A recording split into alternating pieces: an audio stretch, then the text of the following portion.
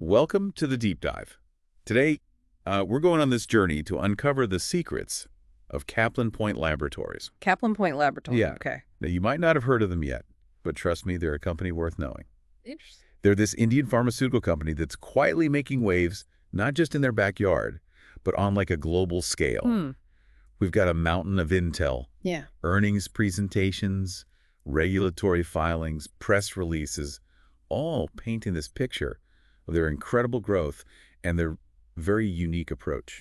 Yeah, what's fascinating is that Caplin Point isn't just another generic drug manufacturer pumping out pills. Right. They've carved this unique path, and that's what we're here to unravel. Exactly.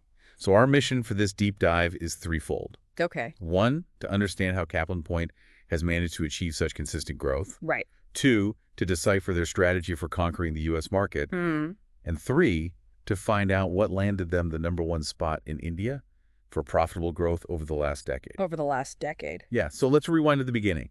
Okay. Caplin Point was founded back in 1990.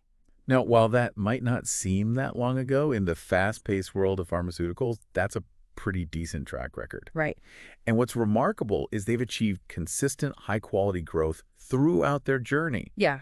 That's not just revenue, but profits and cash flow as well, all pointing upwards. It's like they found the holy grail of sustainable success in this notoriously challenging industry. For sure. And get this, they've been named in Forbes Asia's 200 best under $1 billion lists Wow. for the 7th time. That's impressive. That's not just luck, right? Absolutely not. Right. It's a testament to their unique business model. Okay. They cleverly targeted emerging markets like Latin America and Africa early on, spotting the huge growth potential there. Okay. And here's the kicker. They didn't just flood those markets with generic drugs. Oh. Instead, they strategically built a portfolio that includes a significant chunk of branded generics. Branded generics. Yeah. Okay, ELI5 for me here. What's the difference and why is that so important? Think of it this way. A plain generic drug is like the store brand cereal. Okay. It does the job, but it's all about price. Right. A branded generic is like that name brand cereal you love, but it's still more affordable than the premium stuff. Okay.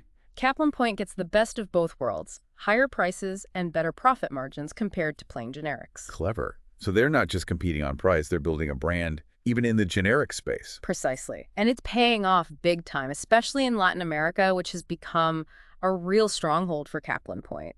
They rake in about 25% of their emerging market revenue from these branded generics. So they're not afraid to shake things up and do things differently? Yeah. Are they just sticking to these branded generics or are they branching out? They're always on the move. Okay. Caplin Point keeps launching new products and isn't afraid to team up with other companies to expand their reach. For instance, they've partnered with Chinese companies to introduce biologics and biosimilars, like insulin analogs, to these markets. So tapping into expertise wherever they can find it. Yeah.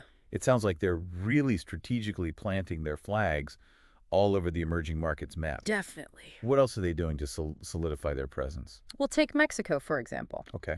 They've filed a whopping 23 products there, with over 40 more waiting in the wings. Wow, 23 products. They're going all in.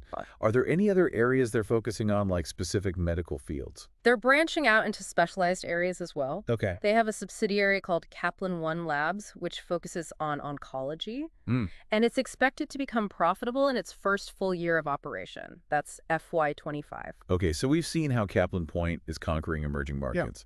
But what about the big leagues? What about the U.S. market? That's the question everyone's asking. Right. Can they replicate their success in a market as competitive and tightly regulated as the U.S.? Well, it's certainly a bold ambition. It's like David taking on Goliath. But knowing Caplin Point, they wouldn't jump into something like this without a solid plan. Exactly. They're not charging in blindly. Right. They've formed a subsidiary, Caplin Steriles Ltd, or CSL, to spearhead their U.S. expansion. Okay, so CSL is their U.S. secret weapon. If you will. What's their strategy? Are they trying to take on the big pharma giants head-to-head? Actually, they're taking a much smarter approach. Okay. They're focusing on niche injectables and ophthalmic products. Basically, they're finding those underserved corners of the market and aiming to become the go-to experts in those areas. Ah, so instead of being a jack of all trades, they're mastering a few key skills. Yeah. Less about quantity, more about quality and specialization. Precisely. It's a classic David versus Goliath strategy, Right. and they're already making significant headway. Oh, yeah. They've snagged 25 ANDA approvals from the FDA with another 14 under review. Hold on. ANDA approvals. I'm sure some of our listeners might not be familiar with that term. Good point. ANDA stands for Abbreviated New Drug Application. Okay. It's essentially the process a company needs to go through to get approval to sell a generic drug in the U.S. Right. It's a rigorous process, and getting 25 approvals is a big deal. So 25 approvals, 14 more in the pipeline. That means a whole lot of Caplin Point products hitting the U.S. market soon. What kind of products are we talking about here? Well, they run the gamut from things like anti-infective injectables to ophthalmic solutions. Mm-hmm. They're even planning to launch their first U.S.-made ready-to-use or RTU bag product by January 2025. CAR-TU. Yeah, this is a segment ripe for disruption. Imagine a pre-filled bag of solution ready to administer instead of the traditional vials. Right. It's more convenient and potentially cost-effective. Sounds like a game changer. It could be. So they're not just bringing their existing products to the U.S., they're developing new ones specifically for this market. Absolutely. And to support this U.S. push, they've set up Caplin Steriles USA Inc. to handle distribution. Okay. They've already secured agreements with 10 direct buyers, including major hospitals and healthcare networks. Wow, they're not messing around. They're building a serious distribution network. Yeah. But let's talk about the elephant in the room. Launching into the U.S. market takes serious cash. How is Caplin Point funding this ambitious expansion? That's where their financial prudence really shines. Remember we talked about those consistent profits and cash flows? Yeah. Well, they haven't been squandering those resources. Caplin Point boasts a debt-free balance sheet and over 1,039 crores in free cash reserves. Whoa, that's a lot of zeros. It's like they've been quietly stockpiling ammunition for this U.S. invasion. You could say that. It's remarkable. This financial strength means they can fund their growth without taking on debt, which gives them tremendous flexibility and stability. So they're not just relying on external funding or loans. They're using their own hard-earned cash to fuel their U.S. dreams. Exactly. That's impressive. But it's not just about the U.S., right? They're still heavily invested in their existing operations and emerging markets. Right. They're investing over 700 crores in expanding their production capacities, developing new products, and achieving something called backward integration. Backward integration. Break that down for us, please. Imagine a chef who not only cooks amazing dishes, but also grows their own vegetables and raises their own livestock. That's backward integration in a nutshell. For Caplin Point, it means producing their own active pharmaceutical ingredients, the core components of their medicines. Ah, so they're becoming more self-sufficient, controlling more of the process from start to finish. Exactly. It reduces their reliance on external suppliers, gives them better control over quality, and can even boost their profit margins. It makes sense. And they're not skimping on R&D either. They're pouring in a significant chunk of their profits, 16.4% of their FY24 paycheck to be precise. Okay, that's some serious commitment to research and development. What are they focusing on in their R&D efforts? Well, they've already completed R&D for over 90 APIs, which will be crucial for their backward integration strategy, both in the U.S. and emerging markets. Right. Plus, they're on track to file their first Drug Master file with the FDA by FY25. Drug Master File, another pharma acronym. What's the significance of that? Think of it as a super detailed dossier that Caplin Point submits to the FDA, outlining everything about the manufacturing process and quality control of their API. Okay. It's a big step in proving they meet the FDA's stringent standards. So they're not just aiming for growth, they're building a reputation for quality and reliability on a global scale. Absolutely. Now let's talk about how all of this is organized. Go. Caplin Point Laboratories is the parent company, Right. but they've got a whole family of subsidiaries. There's Caplin Steriles Ltd. for their U.S. operations, Caplin Point Far East Ltd. for their manufacturing unit in Chennai, and Caplin One Labs Ltd. for their oncology business. Wow, it's like a whole Caplin Point universe. How do they keep track of all these different moving parts? Well, it's actually even more intricate than that. They also have several step-down subsidiaries, which are basically subsidiaries of their subsidiary. Subsidiaries of subsidiaries. Yeah, think of them like specialized teams focused on particular markets like Latin America. Step-down subsidiaries. Yeah. Got it. It's a complex structure, but it seems to be working for them. But who's the mastermind behind this intricate network? At the helm is a leadership team with over 30 years of experience in the pharmaceutical industry. Okay. Their chairman, Mr. C.C. Parthapan, has a clear vision for the company. He emphasizes consistency, stability, and a unique business model that focuses on charting their own course and catering to those often overlooked markets. He's not afraid to go against the grain and forge their own path. It's an inspiring story, really. But we've talked a lot about strategy and structure. Right. Let's get down to brass tacks. How are they actually performing financially? Well, in the second quarter of FY25, their total revenue crossed 500 crores, Oh. marking an impressive 17% year-over-year growth. Mm. Their half-year profit after tax exceeded 250 crores for the first time ever. Wow, those are some serious numbers. They're clearly doing something right. But it's not just about revenue and profits, right? What about their profitability and how efficiently they're using their resources? Their gross profit margin for the second quarter was a healthy 60.9%, which shows they're keeping their costs under control. Okay. Their EBITDA margin, which measures their operating profitability, held steady at 36.8%, indicating consistent performance. So they're making a good profit on their products and running a tight ship operationally. Yeah. What about cash flow? We know that's crucial for funding growth. Their cash flow from operations reached a remarkable euro 186 crores in the first half of FY25. Yeah. This healthy cash flow allows them to self-fund their ambitious growth plans without resorting to external financing. Right. And as we've already mentioned, their balance sheet is rock solid with zero debt and 1,039 crores in free cash reserves. They're a financial powerhouse. They've got the resources to fuel their growth for years to come.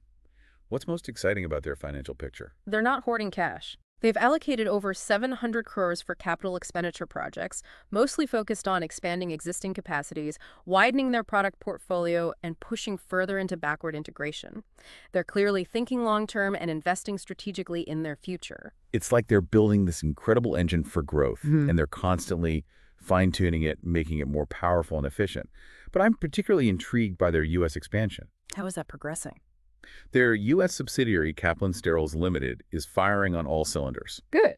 They achieved a remarkable 40.8% year-over-year revenue growth in the first half of FY25. Wow. They're aggressively expanding their U.S. presence with their own label, Caplin Steriles USA, securing state licenses, launching new products, and building a robust distribution network. So they're replicating the same winning formula in the U.S., focusing on niche markets, building strong partnerships, and executing their strategy flawlessly? It seems so. They're approaching the U.S. market with the same strategic mindset and attention to detail that has driven their success elsewhere. Their focus on niche injectables and ophthalmic products, combined with their unwavering commitment to compliance, could give them a real edge in that fiercely competitive landscape. It's inspiring to see how they're balancing their growth in emerging markets with their ambitions for the U.S. It's like they're playing a global chess game, making strategic moves on multiple boards simultaneously. Yeah.